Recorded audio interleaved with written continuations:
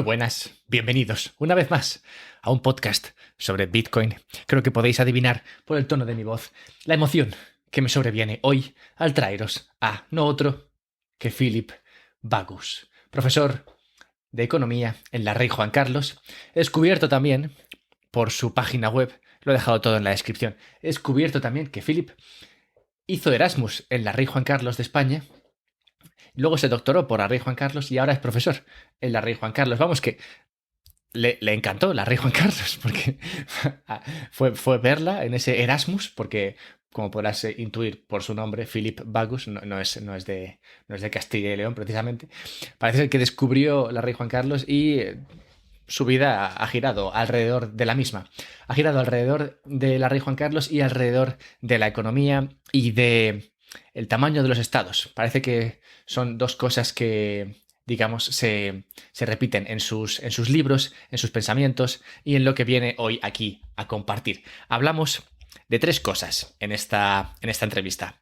Hablamos primero de inflación-deflación. Él es un proponente de la deflación bastante fuerte, tiene un libro sobre esto. Luego hablamos del euro. Como he dicho antes, es muy amante de los estados pequeños, como lo soy yo, por cierto. Y hablamos del euro y de, digamos, cómo el tamaño de la Unión Europea perjudica a los diferentes países, también basado en su libro La tragedia del euro. Y la última media hora, casi media hora, la pasamos hablando de cómo los estados grandes tienen una serie de problemas que pueden no ser directamente, que no pueden directamente, digamos que pueden afectar no directamente a la economía, sino a otras cosas. Concretamente usamos el ejemplo del COVID y de cómo ha sido la respuesta de los países a esta pandemia. Todo esto sobre la base de un ensayo que escribió, bueno, un ensayo no diría, digamos que es como un paper, un artículo científico, bueno, no sé, una de esas cosas que tienen bastantes páginas y se meten muy en profundidad en un tema en concreto. En este caso, el tema en concreto es el del COVID y la respuesta de los países a esta pandemia. Y es muy interesante cómo engancha todo, cómo engancha el tamaño del país con las decisiones que toman los países en función del tamaño, con la pandemia, con el euro, con el dinero, con la inflación, con la deflación. Digamos que, hombre, tiene sentido porque es sobre lo que él ha escrito durante su carrera. Tiene sentido que sea así, pero digamos que todo engancha muy bien. Y creo que en esta entrevista no te vas a aburrir, pues teníamos una hora, en realidad fue un poquito más, porque conseguí sacar un poco más, pero vamos, teníamos una hora para hablar de tantos temas que ha quedado muy, muy condensada. Y creo que os va a gustar. Así que nada, sin más dilación, ya os dejo con la entrevista. No sin antes un pequeño repaso a cosas interesantes que no son la entrevista, pero que pueden ser interesantes, como por ejemplo mi Twitter, muy interesante, @alberto_mera, ahí puedes encontrarme y escribirme y mandarme memes graciosos. También puedes apoyarme en esta aventura con el podcast. ¿Cómo puedes apoyarme? Bueno, pues hay varias maneras, me alegro de que me lo preguntes. La primera es a través del Patreon, patreon.com/unpodcast sobre Bitcoin. En Patreon yo lo que hago es, bueno, responder a cualquier cosa que preguntéis, porque oye, ya que estáis pagando entre 5 y lo que queráis euros al mes, pues oye, que menos. Pero también lo que hago es que publico una carta semanalmente en la cual estudio o presento alguna historia sobre el mercado, sobre cripto, sobre Bitcoin, sobre cómo funciona la inversión, y eso lo hago semanalmente. También a veces meto algo más de contenido extra, puede ser un audio o puede ser un vídeo.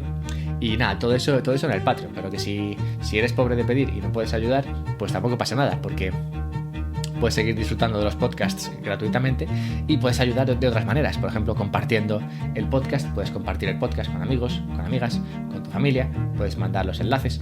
Puedes también dejar reviews, sobre todo si escuchas esto en iTunes. Si lo escuchas en Spotify, no creo porque no hay reviews, pero en iTunes sí que hay reviews. Y si dejas una review de 5 estrellas, claro, pues oye, eso también ayuda.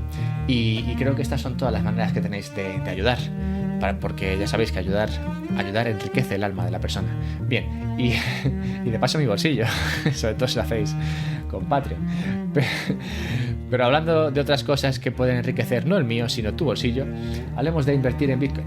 si quieres comprar Bitcoin, puedes hacerlo a través de Relay. He dejado el enlace en la descripción. Relay es una empresa suiza que lo que hace es que atesora Bitcoin. Ya sabes cómo son los suizos con el tema de atesorar. Atesoran Bitcoin y tú puedes enviarles una transferencia en euros y ellos te mandan el equivalente en Bitcoin a tu dirección. O sea que digamos que eres propietario de tus Bitcoins, aunque si bien yo luego las movería a otro monedero. Pero bueno, a donde voy es a que es bastante puro en el sentido de, bueno, en todo lo que es esto de comprar Bitcoin. Así que puedes hacerlo usando el enlace que he dejado en la descripción, que además te da un descuento en la comisión. Y nada, pues sabes que funciona enviando una transferencia a Suiza, ¿vale? Lo digo porque hay gente que se pierde en el proceso. No es muy difícil, es comprar Bitcoin y luego te dicen, oye, manda una transferencia de dinero. Tú mandas la transferencia y te llega Bitcoin. O sea que en realidad tampoco es tan complejo, pero bueno, por si alguno es nuevo en esto, pues ya sabéis cómo va. Y nada, con todo esto dicho, vamos con Philip, que esto ha sido muy interesante. Hola Philip, muchas gracias por venir a un podcast sobre Bitcoin. Vale, muchas gracias, Alberto, por poder estar contigo. Sí, estoy muy agradecido porque me ha costado encontrarte. Eres una persona ocupada, te pasas el día escribiendo cosas interesantes y claro, no te queda demasiado tiempo para luego poder hablar de ellas, así que me alegro de que saques tiempo para venir aquí y compartir algunas de ellas.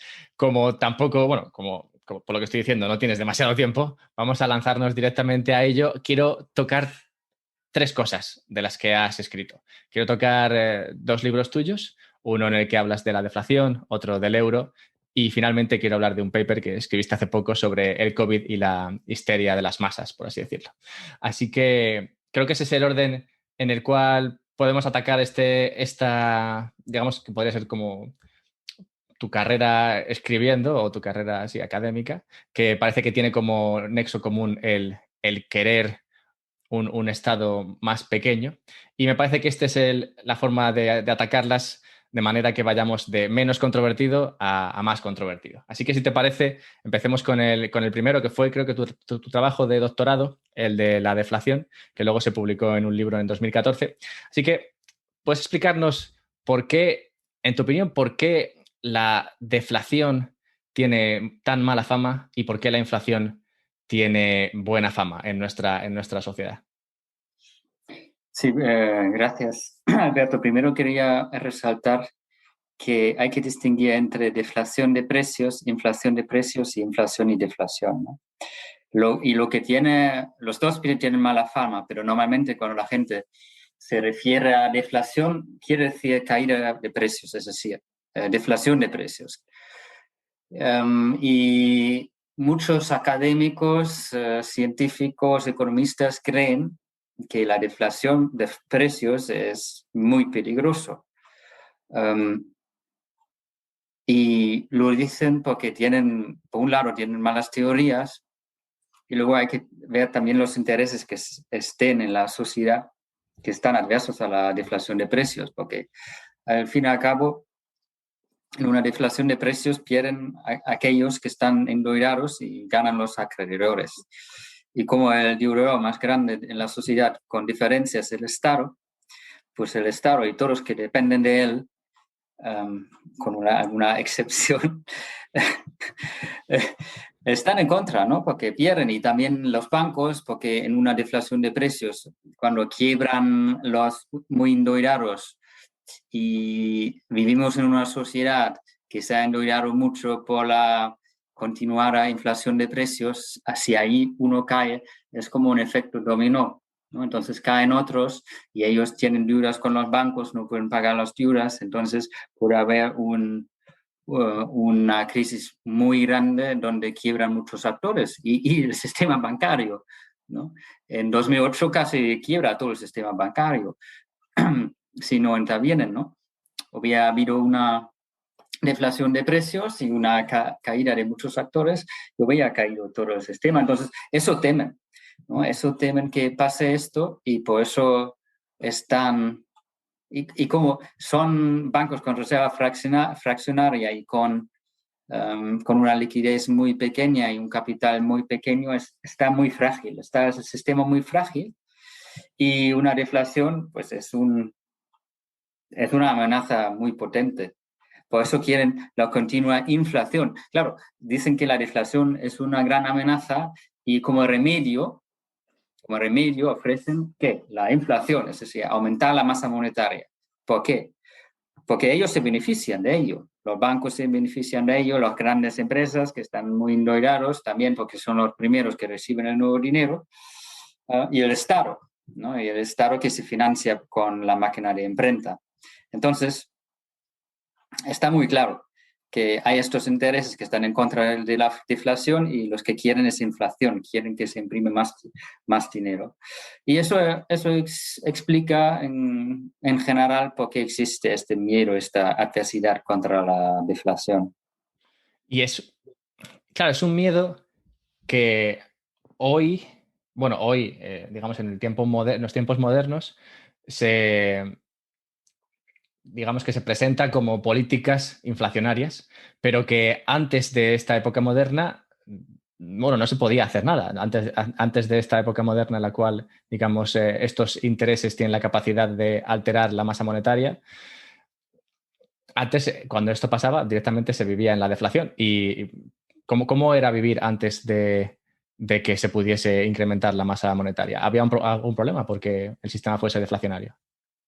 No, es lo más natural. En una economía con un dinero sólido, sano y fuerte, como podría ser el patrón oro, ahí lo más natural es que cuando haya un crecimiento económico, que bajan los precios, que cada vez las cosas son más baratas porque hay más, se produce más por el incremento de la productividad. Y es como da un dividendo a toda la población de los avances, del progreso, ¿no? Del incremento de la productividad, de la acumulación de capital. Todo el mundo se beneficia porque las cosas son cada vez más baratos y hay más de estas cosas, ¿no? Y claro, las empresas pueden florecer, obviamente, en este entorno, ¿no? Porque venden más, producen más y por eso venden más, aunque los precios caen. Y en el siglo XIX, por ejemplo, en los Estados Unidos, hay una época que estudio en mi tesis, en el libro que mencionas, In Defense of Deflation, después de la Guerra Civil, de 1865 hasta 1896, 31 años, donde hay una deflación no continuada, porque también había unos auges, unas burbujas, pero en general los precios caen un 30-40%, ¿no? Y eso no impidió un crecimiento económico fuerte, al contrario, el crecimiento económico fuerte causó esta caída de los precios, ¿no? Y era un crecimiento económico muy fuerte, es decir, algo que ya no estamos acostumbrados, ¿no? El siglo XIX, la segunda mitad, es un crecimiento económico en el oeste bestial. Sí, Entonces, esa fue la época en la que Estados Unidos se convirtió en lo que es hoy Estados Unidos. sí, sí. Había también en otros países europeos, pero no hay ningún problema. Otro ejemplo es el sector tecnológico, ¿no? Que hay hoy en día. Ahí hay una deflación de precios. Las cosas los productos, smartphones, ordenadores son más baratos o lo que es lo mismo, ¿no? Venden al mismo precio pero con mayor calidad, ¿no? Incrementa la calidad. Entonces, muchos críticos dicen que cuando hay expectativas deflacionarias, pues la gente cree que en el futuro los precios van a caer, entonces no compran, entonces las empresas no tienen ingresos, entonces despiden a la gente, no invierten. Y entonces los precios caen aún más y la gente tiene más expectativas deflacionarias y esperan aún más. Entonces, hasta No que consume nadie. hasta ya no comen y se mueren de hambre, ¿no? Entonces, claro, eso es algo absurdo porque aunque yo creo que la gasolina va a estar más barato, 10% más barato dentro de un año, no va a esperar. Que hay una preferencia temporal que la quiero ahora porque quiero conseguir mis fines ahora y no quiero esperar un año para llevar a mis niños al cole, por ejemplo, ¿no? Entonces lo necesito, lo quiero ahora, no quiero esperar. Y el sector tecnológico, pues ahí pasa algo similar. La gente sabe que el siguiente iPhone, no sé qué número es, va a ser mejor que el de ahora, al mismo precio. ¿Por qué la gente no espera? ¿No? Siguiendo la lógica, la gente esperaría al siguiente iPhone. No, pero hacen cola para ser los primeros que reciben el actual, ¿no? Porque hay la preferencia temporal y el sector tecnológico muestra que hay crecimiento, hay incrementos de la productividad y la gente sabe que los precios van a bajar o la productividad va a aumentar, la calidad va a aumentar y no es un sector que está depresivo, todo lo contrario. Es uno de los sectores donde más se invierte, ¿no? Más se invierte y más beneficios también se tiene. Se tiene unos beneficios muy grandes, aunque los precios bajen, o que es lo mismo que la calidad aumenta al mismo precio, ¿no? Sí, Así claro, que no estamos hay ningún viendo problema. como un sector, como en este caso sí, es el tecnológico, que es el más deflacionario, el que digamos que trae más fuerza deflacionaria a la economía en general, es precisamente el que más beneficios está consiguiendo y el que más innova. Lo cual, si lo extrapolásemos, podría ser un argumento para, bueno, una sociedad deflacionaria que no sería del todo negativa, digamos. No, todo lo contrario. Bueno, hay varias causas por la deflación, pero si la causa es un crecimiento económico, es una bendición, ¿no? Y como he dicho, es el resultado natural y sano en una economía que los precios son más baratos bajen cuando hay aumentos en la productividad. La cuestión de cómo se mide ese incremento o bajada de precios, esa es interesante, porque, por ejemplo, en los últimos años, sobre todo desde el punto, muchas veces los que estamos en Bitcoin hablamos del peligro de la inflación y por eso hablamos de Bitcoin como reserva de valor. Pero claro, luego cuando vas a ver las medidas digamos los índices que miden la inflación, no ves, o al menos no parece que exista esa inflación. ¿Tú qué opinión tienes a este respecto? ¿Tú crees que la inflación se está midiendo correctamente o crees que el problema está en otro sitio o crees directamente que no hay inflación? Pues la inflación de precios no se puede medir científicamente, es arbitrario. El método de calcularlo es arbitrario porque se coge siempre una cesta de bienes. Entonces, ¿qué bienes pones en la cesta? ¿Y qué peso pones a estos bienes? ¿Y cómo cambias la composición de esta cesta? Porque se lo cambia. Entonces, por ejemplo, en shadowstats.com calculan la inflación según el método de los años 90, según el método de los años 80. Y claro, la inflación mucho más alta, medido con este método, ¿no? Es decir, lo que hacen normalmente es quitan las cosas que suben en el precio, lo quitan de la cesta y ponen más cosas que bajen, bienes tecnológicas, etcétera, y ponen estos en la cesta para compensar, ¿no? Porque también hacen el truco con los efectos hedónicos, es decir, dicen cuando un iPhone 10 se vende a $1,000 y el año que viene el iPhone 11 se vende también a $1,000, dicen, pero ha habido un incremento de la calidad del 10%. Entonces es como si los precios hubieran bajado el 10%.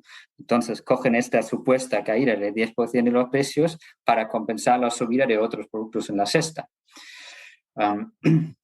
Y luego el efecto sustitución, que es esto, ¿no? Si cuando sube el precio de la mantequilla el 20% y de la margarina el 10%, dicen, pues bueno, hay un efecto de sustitución, la gente compra menos mantequilla y más margarina, que es verdad, pero lo justifican para decir, pues quitamos de la cesta, quitamos la mantequilla y ponemos más margarina, ¿no? Que no refleja muy bien lo que ha pasado con los precios. Y luego, claro, en las cestas no están los bienes de inversión, no están los activos, no están las viviendas, no están los bonos y las acciones, ¿no? Que han subido mucho en los últimos años, ¿no? Esto no lo recoge. Entonces, no se puede medir la inflación, es algo arbitrario, cada uno sabe mejor cómo cambian los precios de las cosas que él compra. Y hay mucho margen para manipulación de estas cifras que se manejan a nivel oficial. Además, la manera en la que se crea esta inflación para pelear la deflación prácticamente implica que los activos van a subir de precio más que, digamos, los bienes de consumo, por aquello de cómo se inyecta dinero en la economía. ¿Cómo funciona ese proceso? Sí, como se inyecta por el mercado de crédito, se baja artificialmente el tipo de interés, ¿no? Y el precio de los activos,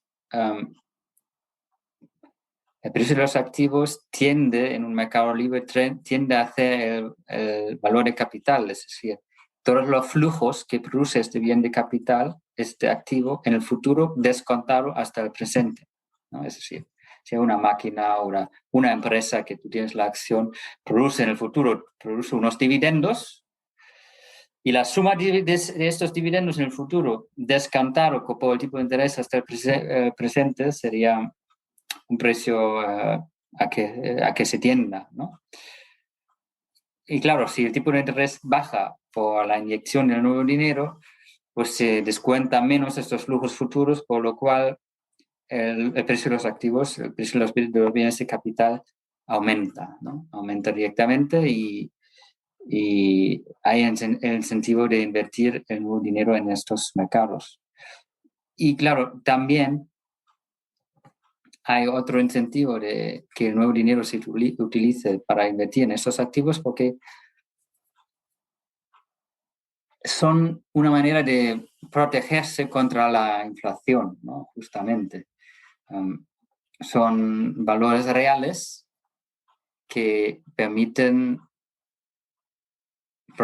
protegerse contra la inflación y además si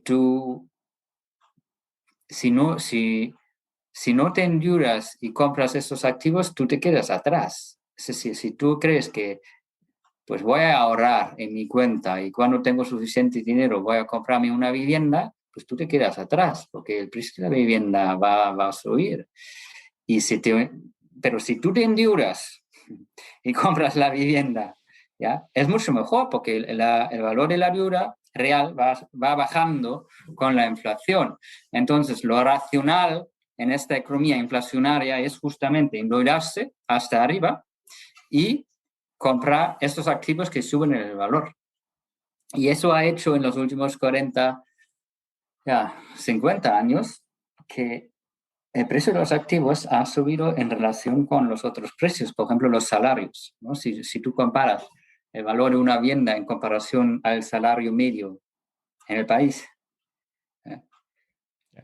ahora es mucho mayor. Sí, es mejor Es no decir, hacerlo. cuesta mucho más salario medio para comprar una vivienda estándar que hace 50 años. ¿No? Sí. Pero eso es un efecto lógico de un sistema monetario perverso en que vivimos. Sí, y bueno, y que engancha bien con lo que comentabas al principio. Al final es un sistema en el cual se incentiva que la gente se endeude, la gente y las empresas, digamos, las instituciones que se endeuden para protegerse así contra la inflación. Y claro, como sistema nos lleva a un punto en el cual ahora tenemos los tipos cercanos al cero o en el cero y, y no puedes salir de ahí porque, claro, si intentas subir los tipos, lo que haces es que quiebras el sistema. Si lo mantienes donde está, digamos que cuando haya cualquier impacto negativo en la economía no vas a poder responder. La única forma de seguir avanzando es excavando, bajando los tipos por debajo de cero. Tú, cuando te planteas cómo está la situación en Europa o simplemente en Europa, puedes hablar también de Estados Unidos si quieres, pero si te planteas cómo está la situación ahora mismo, ¿tú cómo crees que se puede salir de aquí?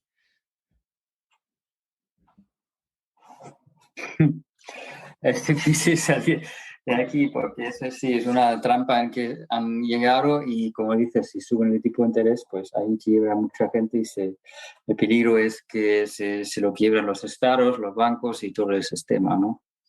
Entonces, lo que había que hacer es subir los tipos de interés,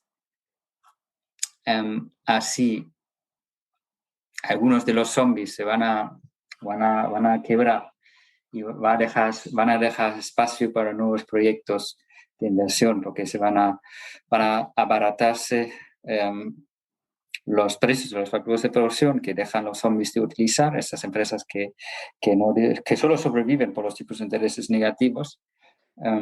Entonces, si ellos se quitan, pues eso deja espacio. Y para apoyar eso, y al mismo tiempo que no haya una quiebra generalizada, había que bajar los impuestos y flexibilizar la economía, desregular. De esta manera, porque eso es un efecto muy positivo, ¿no? Entonces, si se combinan estas dos cosas a la vez, se puede ir a un buen camino. Eso podría ser una salida, aunque es peligrosa, pero es la única salida que haya. ¿Qué ves más probable? ¿Que tiren por esa vía que tú hablas o que traten de ir por la vía de crear una moneda digital, como puede ser el euro digital, y así, digamos, avanzar hacia los tipos negativos? Sí, yo creo más probable que van hacia el socialismo, porque cuando tienen un euro digital ya determinan quién va a invertir en qué y pueden controlar todo, pueden rescatar a quien quiera y el poder del Banco Central va a ser inmenso, ¿no? Va a ser un tipo de planificación central. Entonces, es más probable que intenten esto, ¿sí? Pero también se les puede ir de la mano en cualquier momento, que o hay una quiebra generalizada, un pánico, o también se le puede ir de la mano con una inflación bastante grande, y si luego la quieren parar, pues entonces también pueden quebrar, o si le va en una hiperinflación, ¿no? Um, entonces vivimos en tiempos interesantes. Interesantes. De hecho, en esto que comentas, me hace enganchar con este otro libro tuyo, el del euro, y el que trata la situación del euro. Y como lo que me ha parecido muy interesante es que es, bueno, el comienzo del libro en el cual explica un poco cómo se creó el euro, la historia y tal, cosa que yo estudié en el colegio, pero ya se me había olvidado, así que me vino bien para recordarlo. Y luego, bueno, sí, cuando ya avanza sobre los motivos y las razones que llevaron a por qué se creó y empieza a explicar la situación a la que nos lleva el euro, lo que me hace pensar todo eso es, bueno, por una parte que el euro sí tiene muchos problemas, de los cuales supongo que podríamos hacer un resumen, y por otra parte me lleva a pensar que el hecho de que haya una moneda para todos elimina la posible competencia entre países o la libertad de algunos países para poder intentar una solución diferente. O sea, esto que tú comentas de subir tipos y a ver qué pasa al tiempo que bajas impuestos, podría ser algo que si el euro no existiese, si no hubiese una política monetaria común, igual algún país habría intentado, a ver que simplemente por probar, viendo que el camino que se lleva no es el bueno, igual algunos habría atrevido a probar una alternativa. Pero claro, cuando esto viene de un ente centralizado, es más difícil. Así que si te parece, ¿cuáles son, en tu opinión, primero los problemas a los que nos aboca el euro? Ya, el problema principal es que hay una moneda estatal que varios gobiernos independientes pueden utilizar para financiarse. Entonces, claro, el incentivo es utilizar la máquina de imprenta en tu país y externalizar parte de los costes a otros países que no lo utilizan tanto, ¿no? Y lo funciona así, ¿no? Si Grecia, por ejemplo, tiene un déficit estatal del 10% del PIB, pues imprimen bonos griegos, ¿no? Es muy barato, ponen papel y ponen Sí. bono griego y lo compran los bancos griegos, creando un nuevo dinero. Y para financiarse, los bancos griegos cogen estos bonos y lo dan al Banco Central Europeo que les dé más préstamos si el Banco Central Europeo crea nuevo dinero, ¿no? De esta manera se ha monetizado el déficit griego, se ha creado, el Banco Central Europeo ha creado nuevo dinero y se lo han utilizado los bancos griegos para financiar al gobierno griego, el gobierno griego se lo gasta y los precios en Grecia suben pero como es una moneda, pues se va a extender también a otros países y tarde o temprano suben los precios también en Italia, Francia, Alemania, España, por lo cual parte de los costes del déficit griego están pagando los españoles, alemanes, italianos, franceses en forma de precios más altos. Algo que no ocurriría, claro, si el dracma griego existiese, digamos, ese incremento de precio y caída de la divisa griega comparado a lo demás, no tendría un impacto en los otros Es países. decir, cayera el dracma, pero no, ellos no podrían obligarnos a utilizar su dracma que han Claro. inflado, ¿no? Entonces simplemente cae el precio de la dracma y podemos ir más baratos de vacaciones a Grecia o comprar más barato una casa en Grecia, en la playa, lo que sea, ¿no? En una depreciación pasa eso, ¿no? De repente deprecia el 30% la dracma y para nosotros es un 30% más barato comprarnos una casa en Atenas, ¿no? Pero de esa manera no, con el euro no pasa y nosotros tenemos que, ellos utilizan, claro, utilizan los nuevos euros para comprar donde está más barato, pues compran Mercedes en Alemania o algo, se compran casas en España porque están todavía más barato, ¿no? Y entonces ellos atraen bienes o sí, activos hacia Grecia.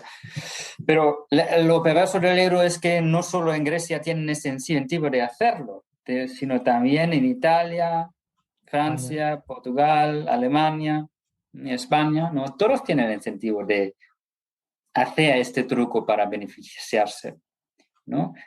Bueno, se lo sabía y por eso se ha puesto como un límite, es decir, pues en el contrato de Maastricht y en el pacto de crecimiento y estabilidad ponen que el déficit tiene que estar limitado al 3% del PIB. Yo digo que eso es como una tragedia de los bienes comunales, por eso lo llamo el libro Tragedia del Euro. Una tragedia de los bienes comunales es cuando hay un bien que puede ser explotado por varios usuarios, que el típico ejemplo son bancos de pescado en el océano. Hay varios pescadores pueden pescar este banco, claro, entonces mi incentivo es como pescador pescar antes que los demás, porque si no viene el otro pescador y lo pesca. Entonces el resultado es una sobreexplotación, ¿no? Y desaparecen los peces. Aquí lo que se puede explotar es el poder adquisitivo del euro, haciendo justamente como lo explicaron, teniendo un déficit, imprimiendo bonos y luego se imprimen más euros. Así el poder adquisitivo baja, ¿no? Y el incentivo es, pues claro, hacerlo más que los demás, más rápido que los demás, como el pescador, pescar más y más rápido que los demás. Entonces, ¿cómo se puede poner límite? Pues en el océano los gobiernos ponen cuotas, ¿no? Este pescador puede pescar, no sé, 10 toneladas al año para que no haya una sobreexplotación. Ahí con el euro se ha hecho, pues la cuota es el 3% del PIB. Lo que pasa es que no hay nadie encima que lo imponga, ¿no? No hay un rey pescador que dice, pues si está pescado demasiado, entonces a la cárcel con él, ¿no? Aquí en la zona euro no pasa eso. Es decir, si alguien se pasa, pues se han pasado los países, incluso Alemania, Francia también, creo que más que 200 veces en total han pasado este 3%, ¿no? Y nunca ha habido ninguna sanción. Es más bien un acuerdo voluntario entre varios pescadores que dicen que pues vamos a pescar solo tanto, ¿no? Y cuanto pescan más, no pasa nada. Entonces, eso es el problema con el euro, que es una mala construcción porque no hay.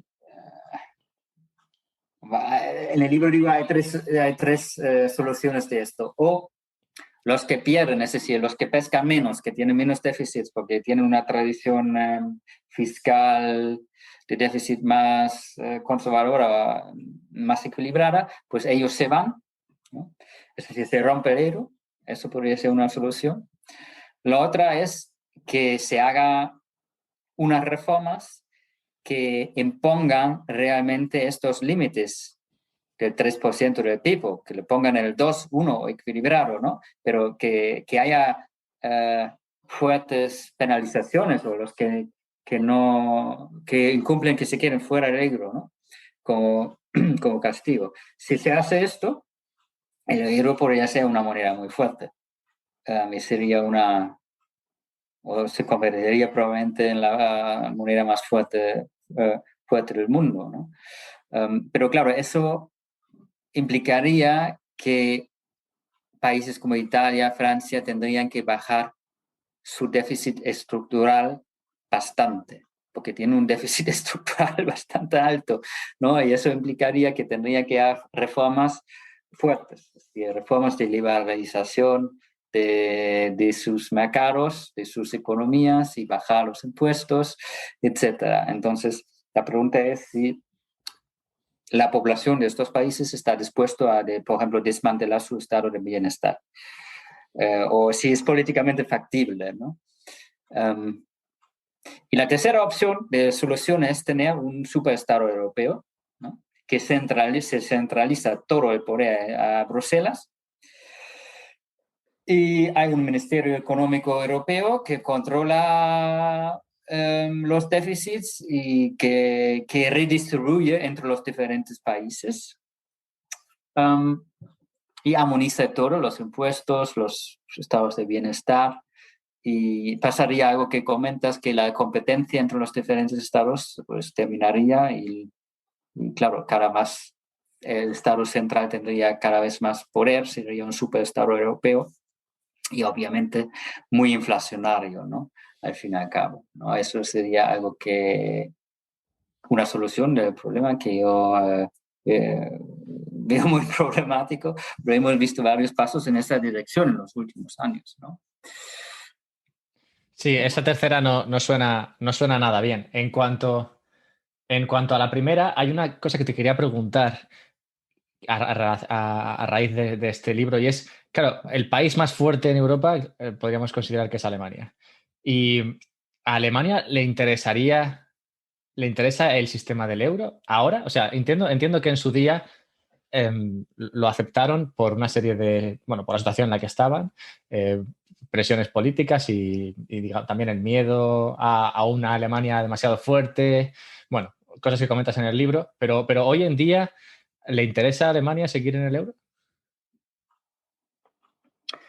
Pues Alemania en conjunto es difícil de decir. A los exportadores que exportan el Mercedes-Benz a Grecia, a ellos Baratos. sí, de hecho, los exportadores las grandes multinacionales eran un grupo de presión fuerte a favor de la introducción del euro, ¿no? La población en general estaba en contra, pero los exportadores sí, porque ellos sí se benefician. Lo que pasa es, claro, y los bancos también que han dado préstamos en euros a Grecia, etcétera, que lo tendrían que tendrían pérdidas, ¿no? Si Alemania sería del euro, tampoco. Pero la población en general, a toda la población les interesa, a todos nosotros nos interesa tener una moneda fuerte. Entonces les interesaría tener una moneda más fuerte que el euro, como era el marco, ¿no? Y con el marco continuamente había una apreciación de la moneda contra los demás. Es decir, el alemán común podía importar lo que quería más barato, podía ir más barato a vacaciones a estos países, y también empresas que importaban otros bienes para unos factores de producción del extranjero también podrían fabricar lo más barato, la gasolina, ¿no? El petróleo que tienes que importar, todo eso tendrías más barato. Y si tu moneda es más fuerte, tú cada vez puedes comprar más en el extranjero, más barato, ¿no? Eres más rico si tu moneda es más fuerte. Entonces, al fin y al cabo, lo que a ti te interesa, si quieres ver el país como conjunto, pues tú quieres una moneda más fuerte que una más débil. Y claro, eso también en el pasado hacía que obligaba a los productores alemanes de la apreciación continua de hacer más innovación, ser más innovador, producir productos de calidad, para poder competir con países que siempre depreciaban sus monedas, ¿no? Y desde ahí viene, pues, también la tradición alemana de producir productos de calidad y tal, que claro, que no hace falta así te abaraten la moneda, ¿no? Entonces, sí, claro, Sí, lo competir que en tú calidad en lugar de preguntas precio. es, sí, lo que tú preguntas es, lo que interesa al país es eso, en mi opinión. Lo que pasa es que ahí no lo ven así. Se lo han contado una otra vez que Alemania sería el gran benefactor del euro y mucha gente la mayoría de la gente se lo cree, ¿no? Entonces, ya, Sí. no veo ahora no veo que había una mayoría de la población que lo quisiese. Eso podría cambiar si había que, pues, rescatar a otros países, rescatar a Italia, o hubiera una crisis bancaria en Italia, había que el Banco Central Europeo tiene que imprimir aún más moneda para rescatar. Entonces, sí, eso podría cambiar en el futuro. Con eso que has dicho sobre cómo se vendió la idea del euro, que se vendió muy bien en todos los países, creo que avanzamos poco a poco hacia el tema de la propaganda de los países, pero te quería hacer una pregunta antes de pasar al tema del, sí, digamos, el poder propagandístico de los países. Y es que escuché, ahora no recuerdo a quién, pero escuché un argumento en contra de, es que no sé quién fue, no me sale el nombre ahora, un economista, creo que holandés, puede ser, no sé, no me sale el nombre ahora. Él criticaba la Unión Europea por el tema de la divisa común y la libertad de comercio, en el sentido de que sí decía, hay libre comercio, no hay, digamos, tarifas para comerciar entre países, pero ese coste que se evita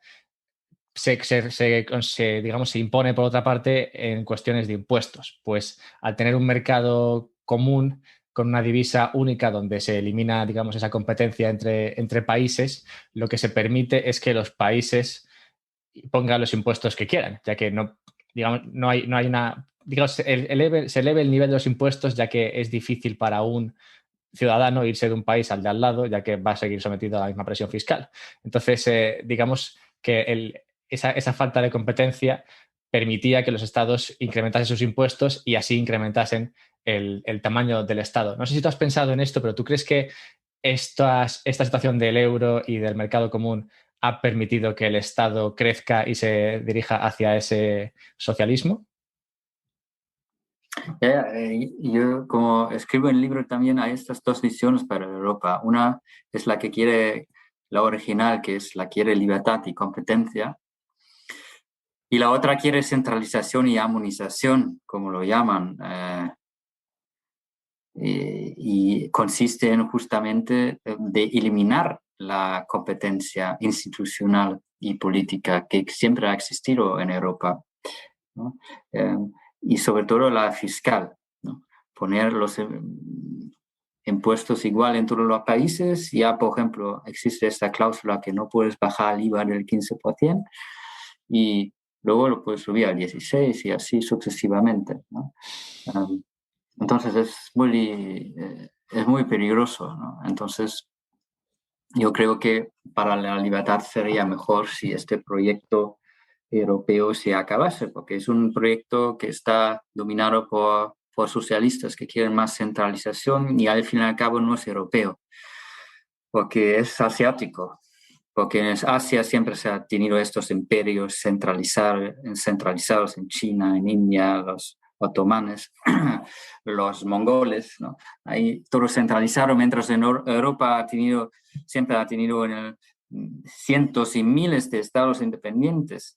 Y justo eso ha hecho Europa grande, esta competencia de ideas, de diseños políticos, institucionales, que Europa, que tenía una cultura con el cristianismo, con la lengua franca latín y con el pasado, historia griego-romano, sí, una cultura, pero muchos países independientes compitiendo así, dando opciones a los ciudadanos de y ahí donde hay más libertad. Y claro, esta competencia pues restringe el afán totalitario que podría vivir libremente, por ejemplo, en China, ¿no? Cuando el emperador al mismo tiempo es el jefe religioso y el paisano no tiene ningún poder y si es explotado no tiene ningún sitio a ir.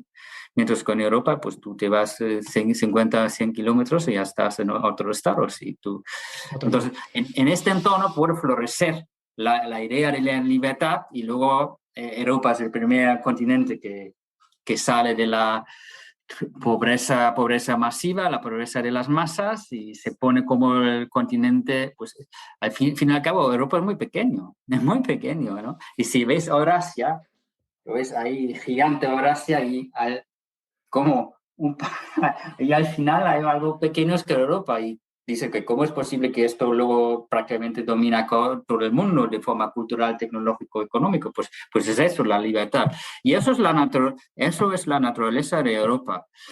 Y si que quieren poner un superestado centralizado europeo quitando la libertad es anti-europeo. Es pro-asiático, si quieres decir de Sí. esa manera. Por eso me hace reír que dicen que son anti-europeos, euroscépticos, todos que defienden la libertad y la descentralización europea en general, ¿no? Los realmente anti-europeos son los que están en favor de la Unión Europea. Sí, porque están a favor de una idea que no es originalmente europea. ¿Has Sí. leído un libro que se llama Guns, Germs and Steel?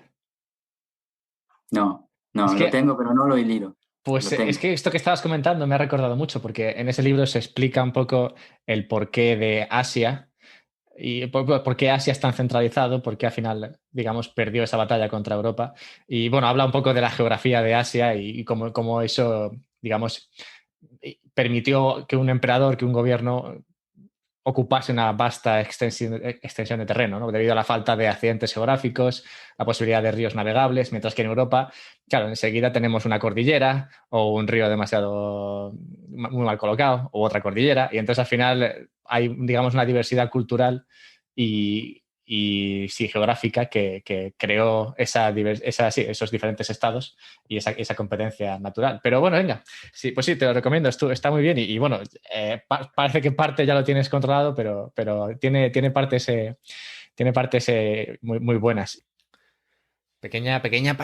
Cortísima pausa. Patreon, recordad lo del Patreon. ¿Os está gustando la entrevista? Si os está gustando, acordaos del Patreon. Patreon.com/, un podcast sobre Bitcoin y ayudadme, hombre, sed buena gente. Soy un estado muy pequeño yo. soy un individuo. Necesito ayuda por donde pueda encontrarla. Así que muchas gracias. Y venga, seguimos con Philip, porque francamente lo de Philip está apasionante. Venga, vamos a llegar al tema controvertido, o más controvertido, digamos, porque ya total, has hablado de deflación y de euro. Hablemos un poco del COVID y de la histeria de masas. He de decir que antes de entrar aquí, alabo esta facilidad tuya para coger temas difíciles. Es algo que también hace uno de mis escritores favoritos, Thomas Sowell, y veo que tú también tampoco tienes ningún problema metiéndote en temas difíciles, así que eso vaya por delante, que lo alabo, ya que es difícil, es difícil. Así que si quieres, puedes explicar así un poco en general la premisa de este estudio que publicasteis recientemente. Sí, trata sobre la política económica de la histeria colectiva. La histeria colectiva o histeria de masas, ¿no? Es algo conocido en la medicina, ¿no? Es algo que se ha estudiado mucho. ¿Qué es? ¿En qué consiste? Consiste en personas sobreestiman una amenaza, existente o no existente, ¿no? Puede ser algo existente o no existente, pero lo sobreestiman esta amenaza y entran en un estado de pánico e incluso pueden tener síntomas.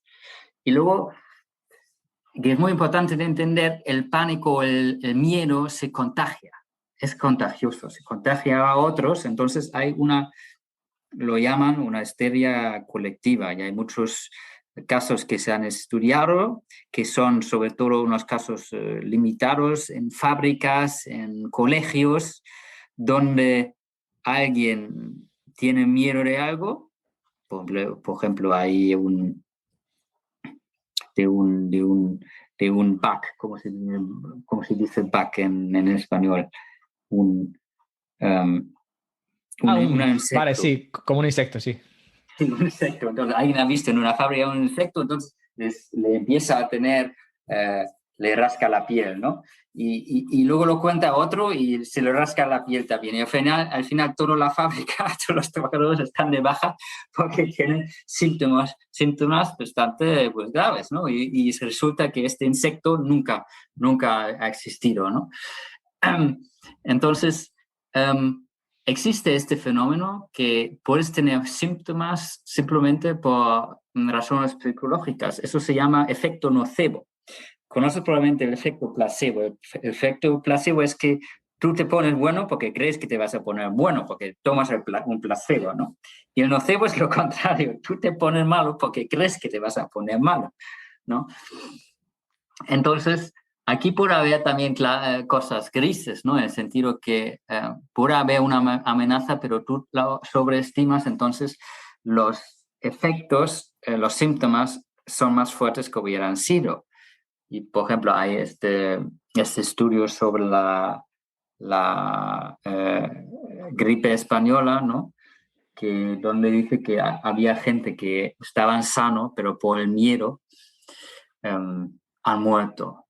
Han muerto simplemente por el pánico que había en este gripe española, ¿no? Entonces, existe este fenómeno de la histeria colectiva, que incluso puede causar síntomas o síntomas más fuertes, pero no necesariamente, ¿no? Y se extiende a todos o a gran parte de la población y actúa totalmente irracional, ¿no? Y ahí estudiamos varios casos históricos de estas colectivas, histerias colectivas, y luego preguntamos si existe esta posibilidad, que hay histerias colectivas donde se contagia el miedo sobre una amenaza sobreestimada o incluso no existente. Y si existe esto, porque estamos proclives a esto los seres humanos, porque hay este sesgo de negatividad que tenemos. La mente humana se fija en lo negativo. ¿Por qué? Por razones evolutivas, ¿no? Sí. Porque si no nos fijamos en la amenaza, pues nuestros ancestros, nuestros que vivían antes de nosotros, se murieron. Entonces nos fijamos en lo negativo y si continuamente vemos el negativo, pues entramos en un pánico, en una histeria, y es contagioso. Se contagia a los demás. Entonces es posible que pasa esto. Es posible. Pero luego en el artículo preguntamos, y eso va principalmente en el artículo, comparamos un estado mínimo y un estado grande de bienestar. Y preguntamos dónde una histeria colectiva hace más daño y puede crecer más. Y analizamos varias razones, por lo cual decimos que el estado mínimo, una histeria colectiva no hace tanto daño. No llega a ser tan destructor, digamos, ¿no? Sí, tan dañina, sí. Y la primera que decimos es que en un estado mínimo, o en una sociedad libre también, hay estrategias para reducir la ansiedad y el estrés. ¿Qué es? ¿Cómo se reduce la ansiedad y el estrés? Y en todos los estudios sobre las histerias colectivas, uno de los factores más importantes que induce a que se desarrolle una histeria colectiva es el estrés. Cuando en una fábrica hay mucho estrés, mucho más probable que pase una histeria colectiva, ¿no? Entonces, ¿cómo se reduce el estrés? Pues haciendo deporte, diversión para no pensar en esta amenaza, y sí, socializar con otros seres humanos, ¿no? Así se reduce el estrés y la ansiedad. Bueno, en un estado mínimo, pues cada uno está libre de hacer eso, de hacer deporte, de socializarse con otros, de diversión. En un estado de bienestar que no respecta la propiedad privada, pues puede pasar lo que justamente ha pasado con el COVID, que el Estado prohíbe justamente estas estrategias, estas cosas que reducen el estrés, ¿no? Una cosa, por ejemplo, que produce mucho estrés son mascarillas, porque si no ves si el otro está sonriendo o no, eso produce, también hay estudios sobre eso, eso produce mucho estrés, ¿no? Entonces, muchas medidas que ha introducido el Estado durante la pandemia son proclives para producir más estrés y de esta manera poder producir una histeria colectiva. Luego el segundo punto que analizamos son justamente los derechos de propiedad. Cuando hay una histeria colectiva, la gente no se comporta racional. Entonces, pero el daño que pueden hacer en un estado mínimo está restringido por los derechos de propiedad. Pero eso no pasa con el estado de bienestar, porque no le importan mucho los derechos de propiedad, y lo hemos visto también en la pandemia, que los derechos de propiedad no importan nada, ni las constituciones, los derechos constitucionales, nada, no importa nada. Entonces, si se desarrolla una histeria colectiva en un estado de bienestar, el daño y la destrucción que se pueden producir en la economía, psicológico, es inmenso, porque no se respetan el derecho de propiedad. El Estado puede cerrar empresas y tal, ¿no? Colegios, empresas, puede destruir existencias, vidas, muy fácil, ¿no? El siguiente punto que analizamos son la posibilidad de hacer experimentos, ¿no? Cuando hay un estado mínimo descentralizado, cada uno está libre cuando hay una amenaza de un virus y tal, cada uno está libre de cerrar su tienda, de aislarse, pero también los dueños de empresas que impongan que solo puedes entrar con una mascarilla, o que te tomo la temperatura, o si tienes síntomas no puedes entrar. Pero también se puede experimentar. Algunos dicen, pues, empresarios, no hace falta mascarilla. Y otros dicen que puedes entrar libremente, ¿no? Entonces, hay como experimentos. Se puede experimentar cuál es la mejor manera de hacer frente a esta amenaza. Por lo cual se puede observar qué funciona, lo que no funciona. Y claro, si hay gente cerca de caer a la histeria colectiva porque tiene mucho miedo, pero puedo observar que ahí hay gente que va sin mascarillas y el día siguiente todavía sigue vivo y no se muere. O hay empresas que abren y ahí no caen como moscas y se mueren masivamente. Entonces, estas personas, a lo mejor que están en el límite, no caen a la histeria. Y porque pueden observar. Cuando hay un estado centralizado de bienestar y él impone una cosa, entonces, claro, ya no puedes observar si otras cosas funcionan. Entonces, la centralización y también el pensar en grupo, ya no ves alternativas. Entonces, en este ámbito es mucho más probable que haya una histeria colectiva porque no puedes observar alternativas. ¿Ah? Entonces tú crees que pues todo lo que creen todos los demás tiene que ser correcto y todo es lo correcto, porque no puedes observar alternativas. Luego, lo que también es muy proclive a producir una histeria en masa son unos medios politizados, ¿ya? Con el Estado mínimo. El Estado no tiene influencia en los medios por definición, pero con el Estado moderno de bienestar, pero los medios son muy politizados. Son muy politizados porque el Estado o tiene televisiones, horarios públicos, o da licencias, o influye con subsidios, o simplemente los periodistas son absolventes, son alumnos de unas universidades públicas. Entonces, los medios hoy en día son muy politizados en estos estados. Y si en estos medios se repite 24 horas mensajes negativos, noticias negativas o noticias de miedo, pues lo hace muy probable que haya una histeria colectiva, y eso combinado con unos social media, ¿no?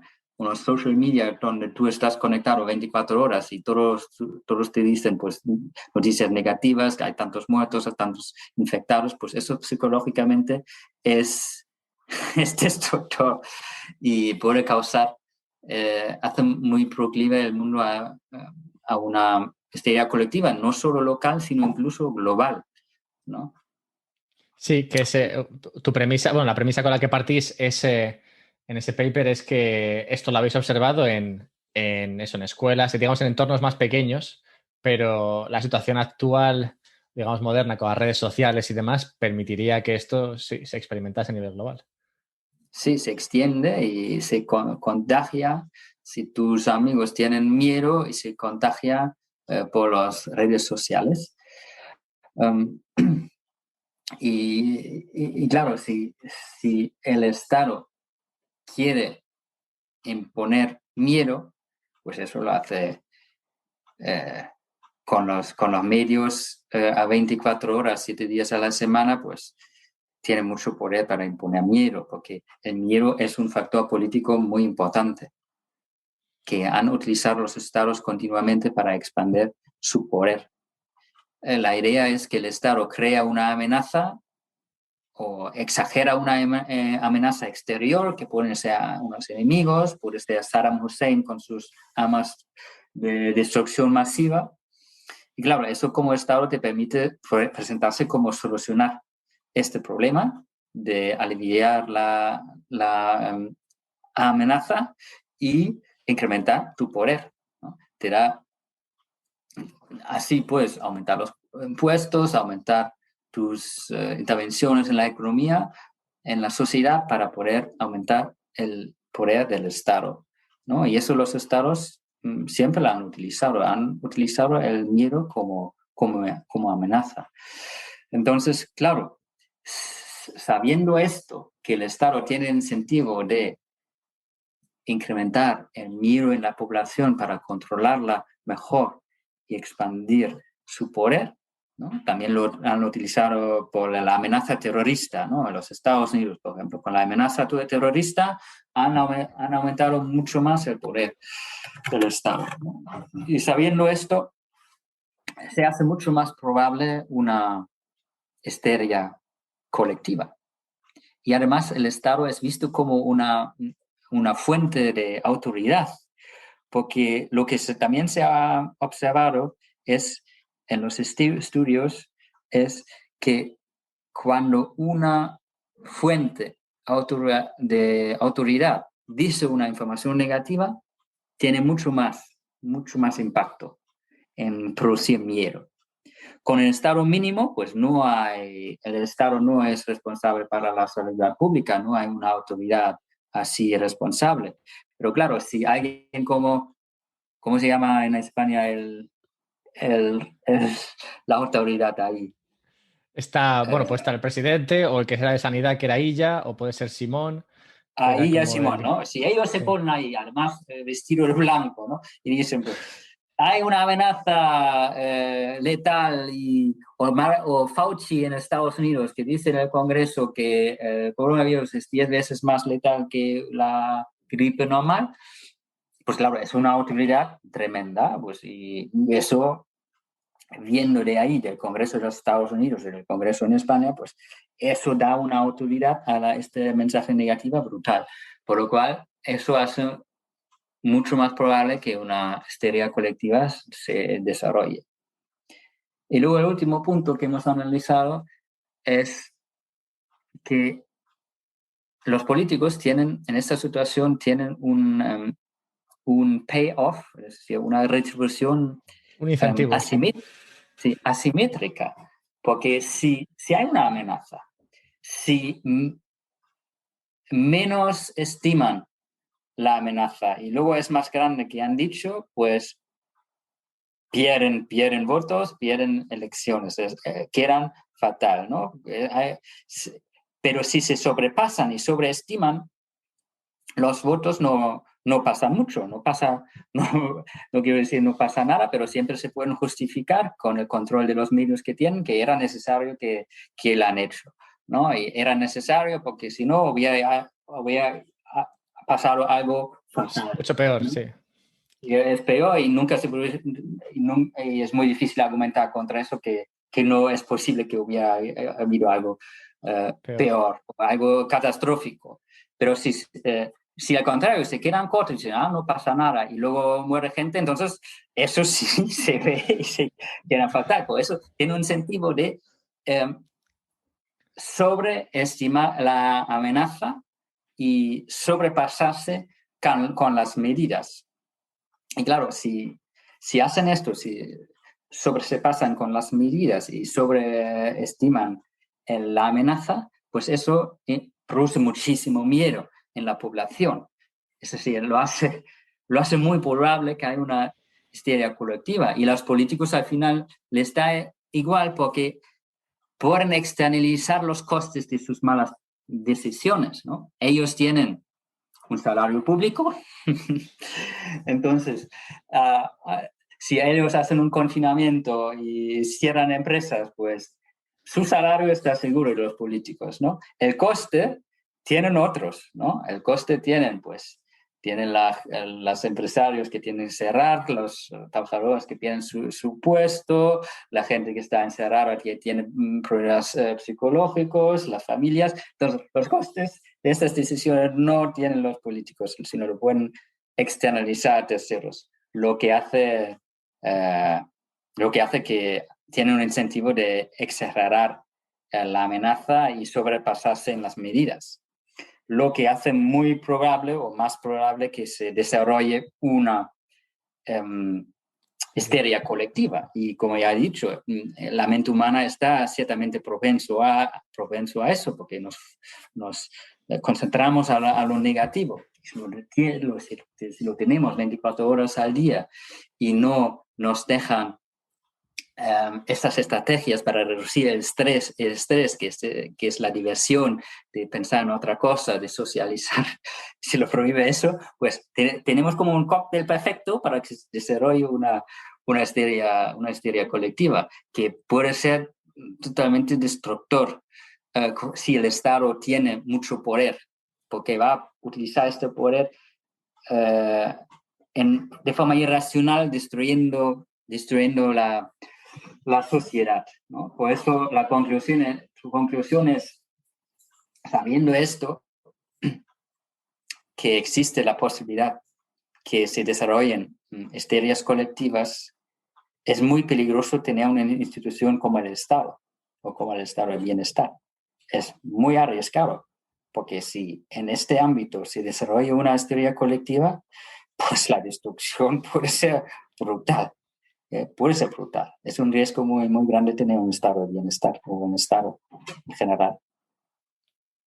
Un riesgo directo para la salud, que es, digamos, lo que más prima para cualquier ser humano. Es un gran paper. A mí me encantó. Yo lo estaba leyendo y estaba disfrutando. Hace poco hice un vídeo hablando justo de este último punto tuyo, Yo no he hecho el análisis que habéis hecho vosotros para este paper. No he leído tantos artículos como vosotros ponéis en el paper, pero yo sí que hice un vídeo hablando de la situación del COVID de los estados y planteando justo la cuestión de los incentivos. O sea, hablando de cómo probablemente estaba mal gestionado por los estados simplemente porque el incentivo está ahí para que lo hagan mal. Simplemente porque el incentivo está ahí para sobreestimar ese riesgo y sobreactuar. Y ya te digo, no tenía los datos con los que vosotros contáis, pero sí, digamos que planteaba la misma conclusión simplemente tirando de los incentivos y de cómo los estados están, digamos, incentivados a actuar mal en una situación como esta. Y bueno, quiero ser respetuoso ya con tu tiempo. Simplemente una última cosa para cerrar. Habida cuenta que esto es así, que los gobiernos son grandes, que los gobiernos tienen incentivos para tratar de ser más grandes, ¿a ti se te ocurre cómo se puede pasar de este camino en el cual se va de un estado grande a uno más grande a otro camino en el cual se vaya de un estado grande a uno más pequeño? ¿Cómo podríamos salir de esta rueda? ¿Tú crees que el dinero que usamos tiene algo que ver? ¿O podría ser la solución? Sí, hay otro libro mío que no sé si lo conoces, que se llama ¿Por qué otros se hacen más ricos a tu costa?, donde argumentamos justo que el dinero es probablemente el ámbito más importante para el poder del Estado. Y porque se financia con la inflación, está muy indudado, y si no podría imprimir dinero, pues por obligación, porque no hay alternativa, tendría que reducir muy importantemente su peso. De hecho, se ve cuando se termina el Bretton Woods en 1971, a partir de ahí pues incrementa pues, el estado de bienestar de forma muy considerable, ¿no? Entonces, si le quitamos el monopolio del dinero al Estado y la capacidad de financiarse con la imprenta, máquina de imprenta, pues por obligación tiene que reducirse. La cuestión es cómo conseguir esto. Pues hay varias opciones, ¿no? Uno es que convencer a la gente que no es bueno que el Estado tiene el monopolio del dinero, y lo otro es hacerlo pues por innovaciones tecnológicas, ¿no? Que podría ser Bitcoin o la blockchain una manera de quitarle al Estado este monopolio, por tener una alternativa que no puede tocar, aunque creo que sí, el Estado intentaría defender su monopolio como pudiese. Sí, esa es una batalla que espero que al menos veamos. Me gustaría que pudiésemos ver esa batalla. A ver qué pasa. Philip, muchísimas gracias. Me ha encantado esta discusión. Cuando estaba leyendo tus escritos ya estaba disfrutando bastante y me ha gustado tenerte aquí en directo y seguro que a la gente también. Muchas gracias por haber estado aquí. De nada, ha sido un placer, Alberto. Muchas gracias. Gracias. Ya hablaremos dentro de unos meses o cuando publiques tu próximo paper, que lo espero ya con ganas. Vale, muy bien, muchas gracias. Adiós. Adiós. Y hasta aquí. Me dirás que no ha sido interesante. O sea, si me lo quieres decir, dímelo en Twitter, si te atreves. Búscame en @alberto_mera y dime que no te ha parecido interesante. Porque, francamente, a mí me ha encantado esta entrevista. A ver, también es verdad que yo estuve buscando esta entrevista durante semanas. Estuve persiguiendo a Philip durante semanas, meses incluso, para tratar de cerrar esta entrevista. Como sabéis, es una persona muy ocupada y me ha costado encontrarle, pero bueno, aquí está. Y estoy contento de haber hecho esto. Es una persona ocupada, como digo, porque tiene un montón de libros. Cuando no está escribiendo libros, escribe artículos como ese del COVID y los estados. Podéis encontrar todos estos artículos en la descripción por si os interesan los libros que hemos comentado o el artículo que hemos comentado. Y nada, pues con todo esto dicho, yo creo que creo que ya estamos, ¿no? Ya estaría hecho. Recordad eso, que podéis compartir el podcast, compartirlo con amigos, amigas, compartirlo con Victoria Abril, que creo que el otro día salió diciendo que, digamos, diciendo que la respuesta a la pandemia no era la adecuada. Victoria podía estar, digamos, del bando de Philip aquí y del mío. Así que puedes compartirlo con ella y nada, y compartirlo también con otra gente que conozcáis, porque igual la Victoria no la conocéis. Y nada, hablamos pronto. Hablamos pronto.